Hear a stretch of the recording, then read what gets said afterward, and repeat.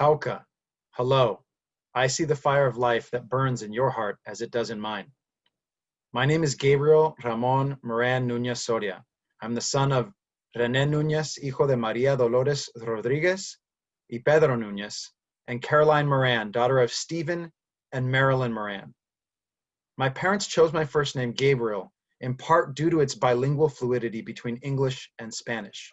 So please know you can call me Gabriel, Gabriel, or Gabe. Not Gabby though, only my best friend can get away with that one. My dad used to call me Monchi, a nickname for Ramon.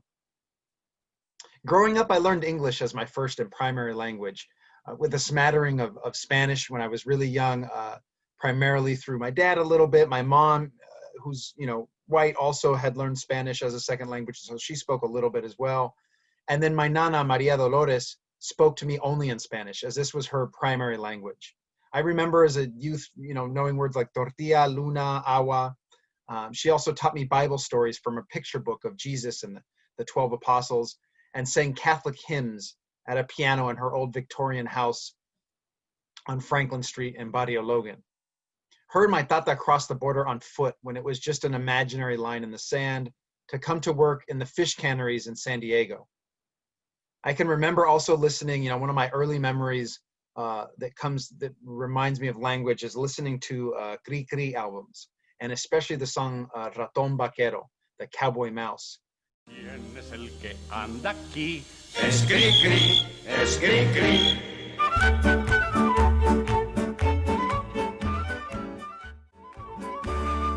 En la ratonera ha caído un ratón con sus dos pistolas y su traje de cowboy.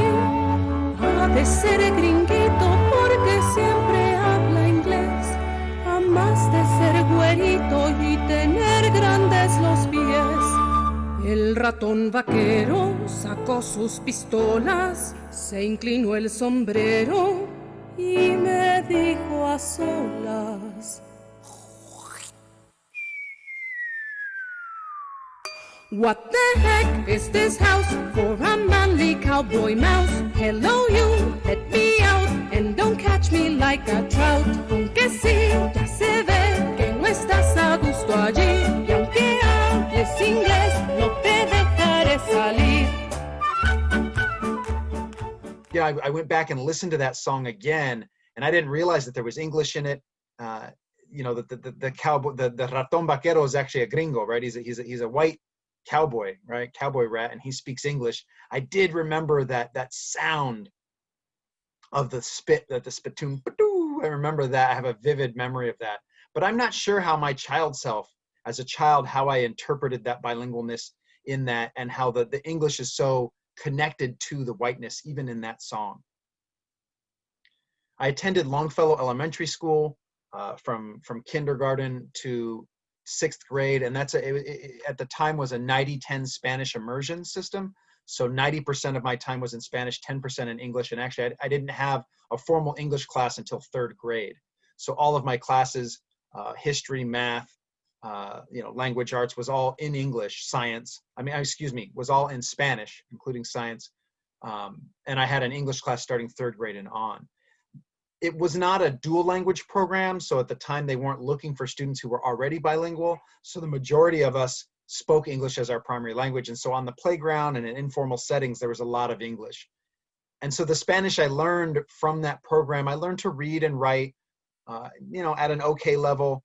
I remember hating to have to read out loud in Spanish. Even in English, I didn't like reading out loud as in elementary school. But learning that my speaking, I was always really rough for me, and I always had trouble, and I still have trouble to this day, conjugating verbs accurately, consistently, matching the género, matching the gender in words. And I also had, and I'm a lot better now, but especially coming out of elementary school and junior high, I had a lot of problem receiving language, right? Listening, especially if it was, listening in person, I could do okay, but especially listening to TV and radio in Spanish, I really, was hard for me to understand. I attended Gompers Secondary School from grades 7 to 12, and I took Spanish for Spanish speakers during my 7th and 8th grade years. And I also took AP Spanish in 9th grade, but I didn't have the confidence at the time to take the AP test. I did learn quite a bit, a lot of more grammar rules. I remember having really good experiences in the class with other students, with the teacher. We actually had an Afro-Latina teacher, and I just really appreciated what I learned in class, and I definitely felt welcomed there and felt part of a community there. And you know, I remember esdrújulas, agudas, right, learning the accents, the rules for accents. But I still left there still having some trouble with my listening and comprehension. While I was attending Gompers, the student population was approximately 65% Black, 15 to 20% Latinx, 10% Asian, and 5 to 10% white. As a 7th and 8th grader, I hated suiting up for PE class. I just hated it. I still remember one of the first times I non-suited in 7th grade. The other boys outside of the gym who were also non-suiting, Black and Latinx students, as would happen many times when I met new students, assumed I was white, greeting me, "What's up, white boy?" I responded that I'm Mexican, I'm Chicano. Really? Then speak some Spanish. Okay, si hablo español, que sí, que no, you know, soy Chicano. And that was my way of identifying as Chicano, at least in that setting with those boys right in 7th grade. And one of the ways for me to find acceptance and belonging, playing open chest outside of the gym during my junior high years. And I've had quite a few other experiences like that where my outward, you know, my presenting race does not match the language, right? Does not match Spanish, especially, and doesn't match the idea of Chicano.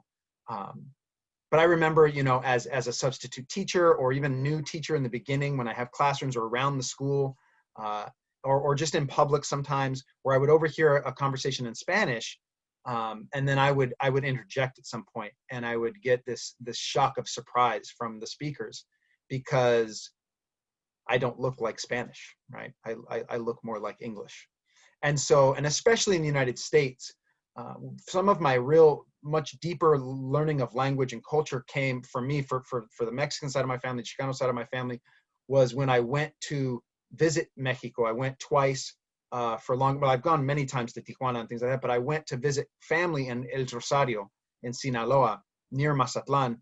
And I went the summer after my 11th grade year and the summer after my 12th grade year. And the first time down, I had probably about a week, maybe not that long, about half a week, a few days of real culture shock, of isolation, and not really being able to communicate. And it was one of the first times in my life that I had that.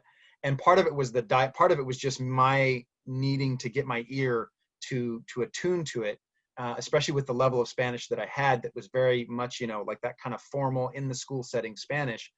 And also, you know, I was in a little town, El Rosario, and the dialect was different than what I had heard. I'd never been exposed to that dialect. And so it was after a few days that it really kicked in. I was able to start to communicate better and be able to hear better. And one of the things that was really interesting to me is that alcohol, right? At the time, even though I was 17, most young people drank at that time. And my cousin, who was about maybe 10 years, 15 years older than me, was okay with me drinking with you know, some of the young guys there and him. And the alcohol actually opened up a lot of my ambitions, and I just started to speak and didn't worry about how it was going to come out. And it really kind of created a fluidity, right, to making errors and not worrying about it. I also had to face that, you know, eres gringo, eres gabacho, and you know, are you a white boy, are you, you know? And of course I would say, no, you know, soy pocho, soy chicano. And my cousin defined it, you know, pues eres norteamericano, right? You're still North American. And I could own that one, right? I mean, that's part of that Chicano experience, not either being Mexican nor American, right? Having this third space, as Dr. Molina explains with her work. And so, you know, it was interesting, that dialogue there, but even in the Pueblo, and even, you know, and then I visited Mazatlan, I visited another cousin in Guadalajara during that trip. And in those spaces, until I opened my mouth, I could still be Mexican, right? There's still, and I'm not saying that there isn't racism in Mexico. There's a huge problem with anti-Blackness and racism in Mexico, and anti-Indigenous sentiment. But there are a lot of white presenting Mexicans and white Mexicans. And so that is in the psyche is something that's expected, right? You turn on telenovelas, you turn on the TV, and you see that. But in the United States, it's much more, right, that the colorism is much starker, right? That as presenting white, how could that be Mexican, right? How could that be Chicano? So that I noticed that difference in my experience. Also, in going to Guadalajara, at the time, again, I'm still struggling with some of my output. I'm still, really trying to learn how to speak Spanish more fluently than I was able to in the beginning. And my cousin there noticed, he said, well, tienes que decir, you're going to have to say Guadalajara, Guadalajara, Guadalajara, Guadalajara. Say it 3 times, and then 3 times, and then 3 times. And in doing so, he also spoke to the nuances of the dialects, and he really diminished the dialect of the pueblo, of El Rosario. One of the things, that I'd started noticing is that difference, right? And he said, oh, well, in Guadalajara, we're so much more articulate, and we speak like pájaros, like birds, and like we sing. And over there, Apues is mareado. It's all mixed up. It's drunk, right? The way they speak. And so there was that notice of the accent hierarchy, even in Spanish, and how the Spanish that resembled more of a traditional mainstream Spanish versus the dialects that were influenced more by rural settings and by indigenous languages were looked down upon. And I noticed some of that. And when I got home from that first trip, my dad noticed, and he was like, well, how are you talking? What is it? What did you learn? Like one of the things I would always bring up, one of the examples, me voy para Matlan, me voy para Mazatlan, right? Me voy para Matlan. And even Mazatlan is a native word, right? Is deer, land of deer. Mazatl is deer in Nahuatl. And so my dad noticed, and I don't remember the conversation very well that I had with him, but I remember him noticing it, and in a way telling me, oh, you're not speaking right. So again, it's that diminishing of the other dialect, of the other form of Spanish. Another hierarchy that I noticed built into Spanish, at least into some of the dichos and some of the ways that we say things, is some of the misogyny, right? Some of the valuing of male over female, especially in things like que padre, right? Which means like what father, and that's said for positive things, versus que vale madre, right? That it's worth mother, but that's for negative things. There's one, use que desmadre, right? Which is like what a lack of mother, that then is acknowledging that, desmadre is something that's messed up, that you want the mother energy there. So in thinking about the native influence, I did ask my family members down in Rosario, well, who are our ancestors? Who are they? And in this area, and they said, pues los españoles. I said, well, of course, I know that. I see how, güero we are, how light-skinned we are, but what about the native folks? And the colonial erasure of our native culture is sadly very strong in that region. My grandmother is actually not from El Rosario. She's from Cacalotan, which is a rancho in the municipio, in the municipality of El Rosario. El Rosario Hogar, de Lola La Grande. There's a famous Mexican singer who's from El Rosario. I actually met some of her family. She had a house right there next to my tío and my cousins.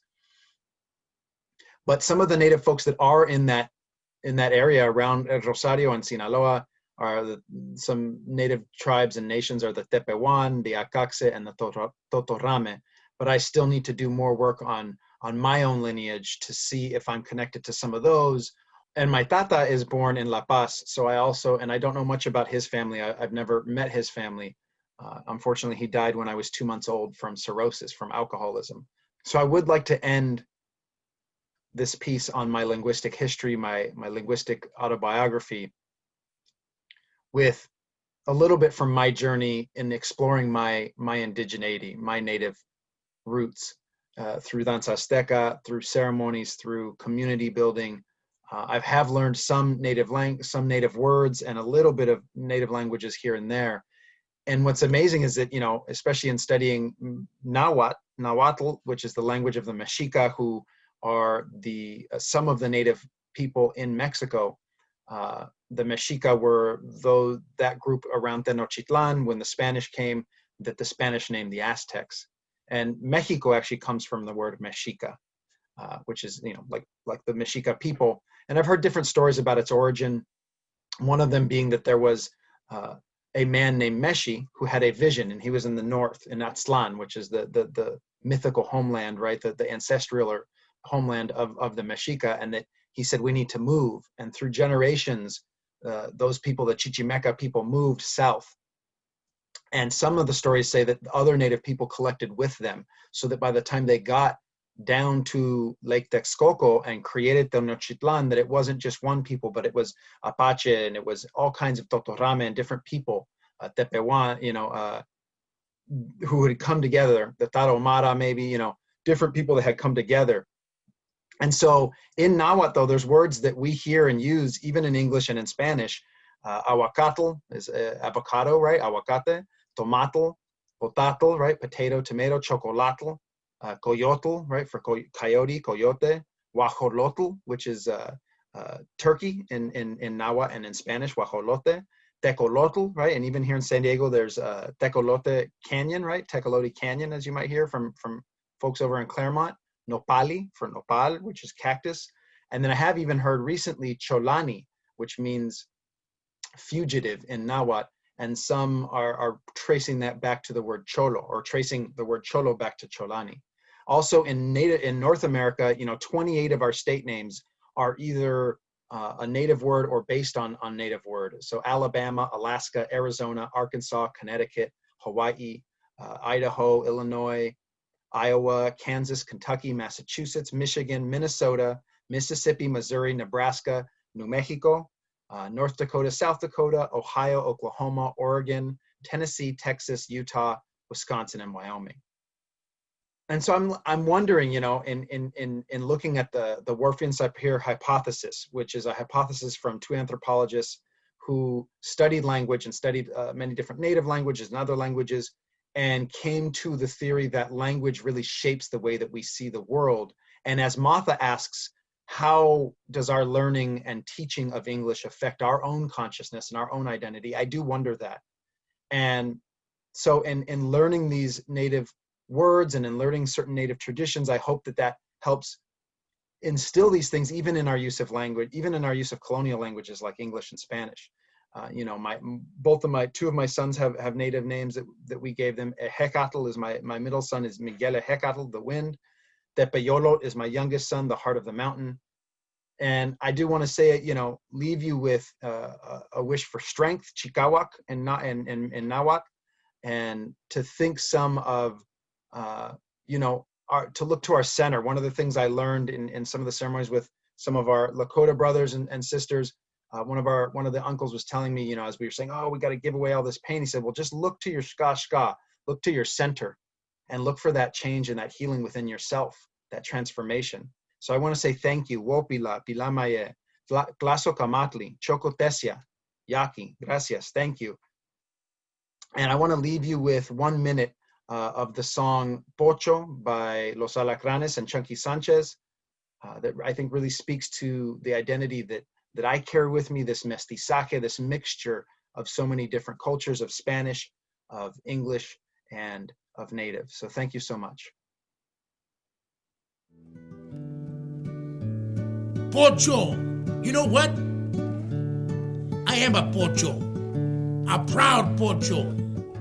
Proud because I have survived cultural denials and attacks on my soul.